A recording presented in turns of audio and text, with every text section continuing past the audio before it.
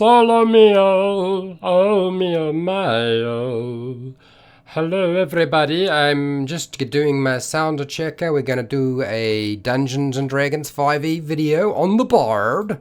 It's back to the bard again. Okay, so I'm just checking, making sure everything's working fine, so that seems good. You will let me know if there's any technical problems with the sound or the video, but otherwise, you will find the start time for this video. If you want to get past all of my shenanigans at the very beginning of the video, you can get past all of that by just going straight down into the description, finding the start time there, which I will put down there once YouTube publishes it and I wake up. But I will be going to bed very shortly. Otherwise, look, if you haven't been part of my live streams before, normally what I do is I present everything that I have prepared for the video, and then I open it up for questions if you're part of the live chat near the end. And I'm going to do exactly the same thing as I always do. So let's get started. Now, in terms of how long is this video going to be, it's quite short. So you shouldn't have a problem. Got it. Alright. Wombat. Gnarly, kind of a shitey Wi-Fi. Well, hopefully it doesn't cause too many problems. I don't think there's supposed to be any bad issues at my end, so it must be at your end. I'll just check my my stream. So it's working properly, Wombat. Okay, alright, let's get started, shall we? Hi, welcome to HowtoDandD. My name is Fred Wheeler, and today I want to talk about Dungeons & Dragons 5e, and we're going to talk about the Bard. Yes, the Bard. Not really my favourite class, but as it happens, I've been kind of enjoying doing these videos. We're going to talk about expertise. So the Bard and the expertise class feature that is in the Player's Handbook. So if you turn to page 54 of the Player's Handbook, there's a section on expertise, which I'm going to read out to you, and then I'm going to go through some of the sage advice, and then I'm going to give you an example with dice and maps and miniatures and all that sort of stuff. Okay, so here's what we've got in the Player's Handbook. At 3rd level, choose 2 of your skill proficiencies. Your proficiency bonus is doubled for any ability check you make using either of the chosen proficiencies. So in other words, you are doubling it. Okay, you're not adding your proficiency again, you are doubling your proficiency. I know that seems like Fred, you're just biting hairs there, but it will make more sense later on as I start talking about the sage advice stuff. At 10th level, you can choose another 2 skill proficiencies to gain this benefit. So you can only do it with something that you are currently proficient. Okay, when you pick up your skills, you get a whole bunch of them, and you make sure that you pick ones that are related to things you have been trained in. That's essentially what it's talking about. All right, so that's the basics in the book. How does that play out with regard to something like sage advice? Well, as it happens, there's only a little bit of information on that in sage advice. So the Bard's expertise feature can't increase initiative. So if you're going to try and increase your initiative modifier for any kind of initiative check, unfortunately, because an initiative check is a dexterity ability check, not a specific skill. So when we talk about doubling your proficiency bonus, it must be for something that is a skill. Okay, there is a distinction. Ability checks and skill checks are extremely similar, but the text in the book does specify that it's got to be a specific skill. So initiative isn't, unfortunately. You can't stack expertise with the ranger's natural explorer feature. Okay, no double dipping. If you want to double dip, you can't do it here unless you get permission from your dungeon master. Okay, the benefit from expertise feature applies to passive skill checks. Yes, that's right. So the benefit from expertise and its feature applies to any passive skill check. So that means if you are proficient in perception, then you will find that your passive perception is going to be a lot higher because you're doubling your proficiency. Very, very handy. I'm sure it would have been reasonably obvious to most people. One last point to make, and that is a multi-classed bard and rogue with the expertise class feature. Unfortunately, the rogue's expertise and the bard's expertise do not stack. They don't stack. You can't put them together, even if you really would like to do so. Okay, now let's have a quick look at the table for the bard. And the things I want to sort of point out is you'll see that you're picking it up at 3rd level. Your proficiency bonus when you're at 3rd level is only a +2, which means if you're doubling your +2, it becomes a +4. So it's +2 times 2 is 4. Pretty simple, not too hard to understand. And as you can see, the same thing will apply as your proficiency bonus increases. You just double it. So really, really handy. Make sure you pick skills that you're going to use a lot. So something like perception is really good. If you've already got the option to have something like perception as a trained proficient skill, make sure to use your expertise with that. You only get to choose it for 2, right? You'll have to wait till level 10 before you can pick another 2. So perception gets used a lot, so I would suggest doing that. Of course, you don't have to. Now, for our example today, our example is going to be using the bard at 3rd level that you can find in the, well, should I say not in the, but on the Dungeons & Dragons official website. There's a location where you can find pre-generated character sheets. I have put the link down in the description so you can find it. So it shouldn't be hard to find at all. And down there, you will find a link to that. Now that's the character I'm using. It's supposed to be like a half-elf bard. And I know that the miniature I've selected is not a half-elf bard, but bear with me. Now that particular character is proficient with the following skills. Arcana, it's got +3. It's got an athletics of +1. It's got an acrobatics of +5.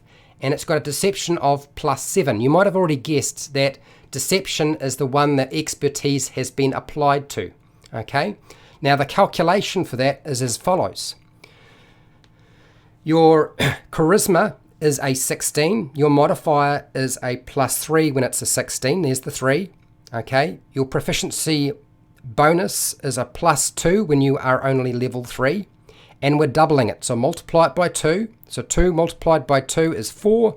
And add that to 3 and we get 7. So that's the calculation for that one. If we work our way through here, history is a +3. Insight is a +4. Now, insight is a wisdom-based skill, right? Wisdom-based. Now, this particular character doesn't have a high wisdom. So it's been applied here. It's a +4. So the proficiency bonus of +2 has been doubled. Perception is a +2. So that's a proficient skill, but expertise was applied to deception and insight. Performance is a +5. Persuasion is a +5. And sleight of hand is a +5. Okay, so that's what we've got. I know it's an awful lot of skills. I was trying to figure that out myself, and in the end I decided not to worry too much about it. So my example for today is the jungle temple.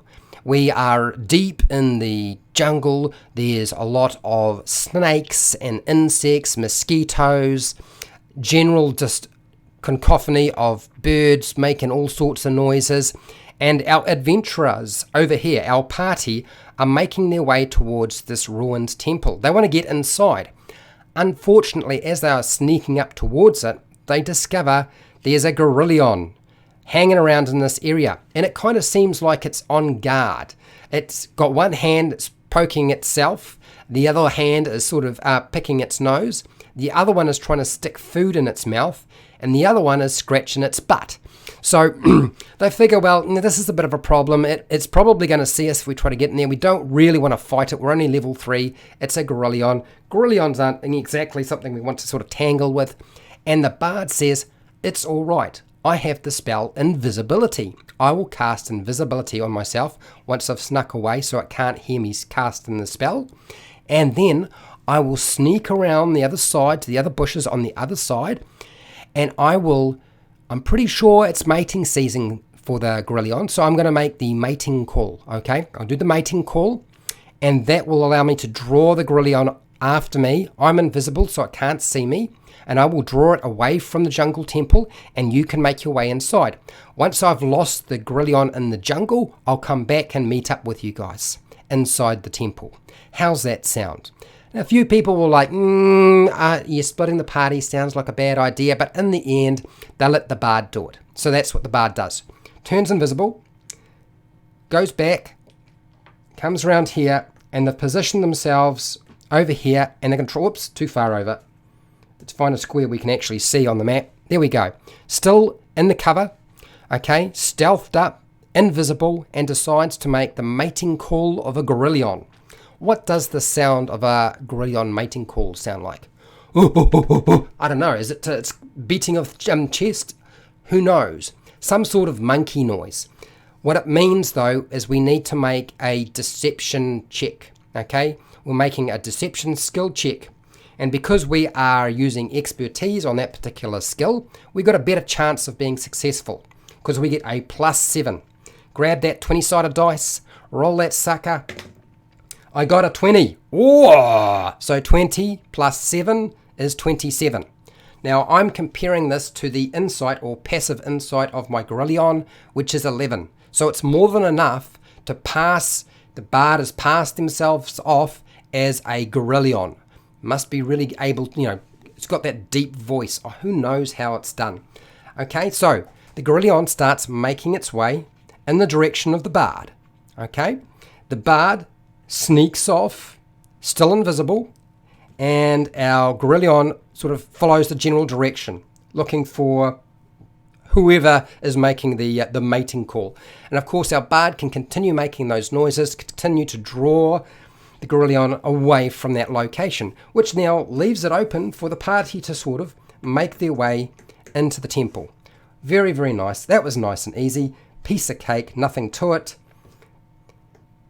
A little bit of trickery goes a long way, right? A little bit of trickery goes a long way. So that is essentially expertise in play. Okay, I gave you a simple skill check as an example, and how you use it in your game is really up to you.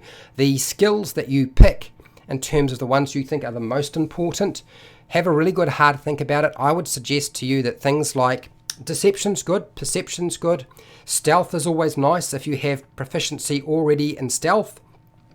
Getting to double your proficiency for stealth is awesome because it's a skill you will use a lot. Perception and stealth are used a lot. But like any character that you build for the game of Dungeons and Dragons, you build it on the character concept that you think is most suitable. Now, if you found this video helpful or informative, please share and like the video. Subscribe to my channel if you found this useful in any way whatsoever. Also hit the bell button to be notified when I go live and when I publish new videos. If you want to support me, you did so watching this video. I have hundreds of videos and you're welcome to go and check out some of those. I have a series on the bard, so check out some of those videos. There's a playlist on my channel so you can find them. Now, I don't do Patreon, but down in the description you'll find affiliate links to the book depository and Amazon where you buy stuff online. I get a small commission and that allows me to make these videos and get more stuff in terms of gear and upgrade my production essentially and just keep doing things. Now, if you want to ask questions, give feedback or just say hi, that's what the live chat's for. But if you're not part of the live chat, use the comment section. I'll get to you as soon as I can. And hey, till next time, keep rolling those 20s.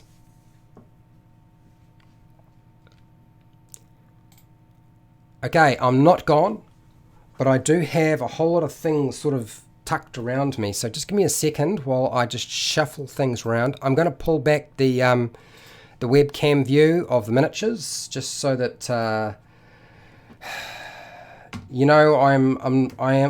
can't show my face because I've only got one webcam unfortunately. But so take a bow, guys. You did a great job. Hopefully you've demonstrated how expertise can be applied in a game. Let's have a look at the chat box though. Okay. Wombat, got call here. No, it's me. Wombat. Okay, got it.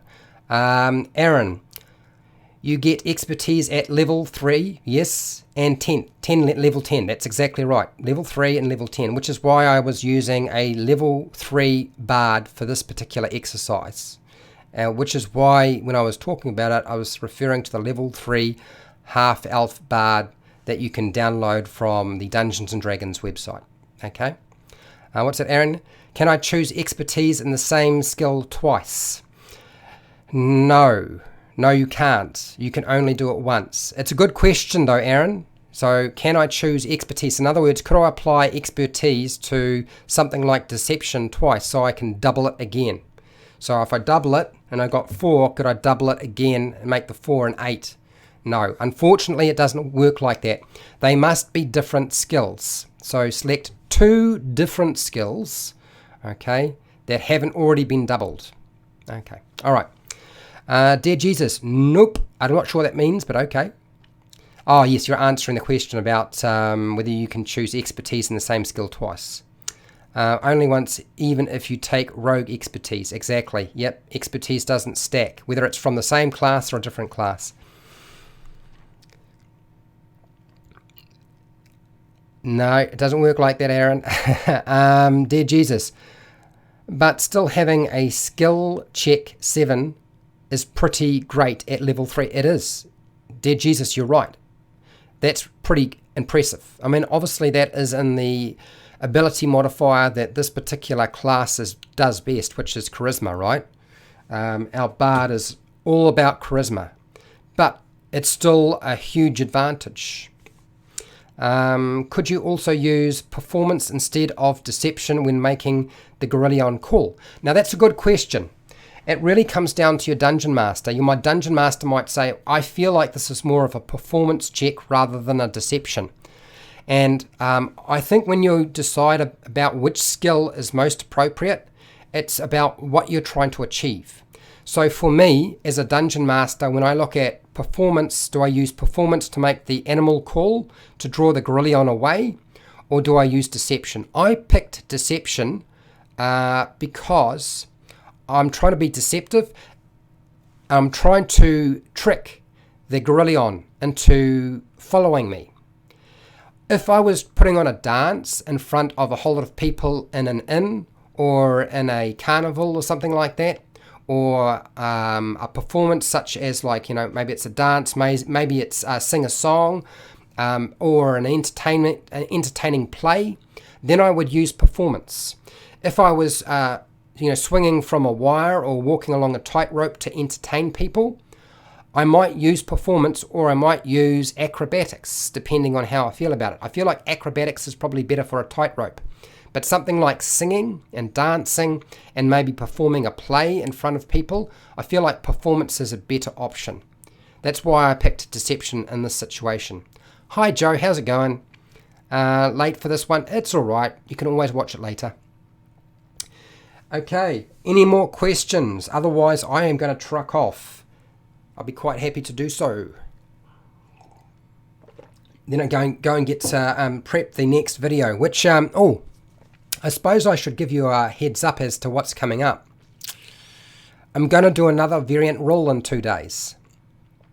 I'm not going to tell you which variant rule it is because I suspect that a lot of people will not necessarily agree that it's a variant rule, but it's my variant rule and I'm allowed to have any variant rule I like if I'm dungeon mastering, so I'm going to talk about it. Dear Jesus, I had a PC disguise themselves acting like a red brand and was torn between deception or performance. So, dear Jesus, you're the DM. You decide which one you think is most suitable for what you're trying to achieve. And I haven't done a lot of videos on skill checks. I've done very, very few. And it's really down to the DM. For me, if I disguise myself and I try to act as somebody I'm not, I'll pick deception. But if I'm trying to put on a play or sing a song or dance, then I'll probably go with performance.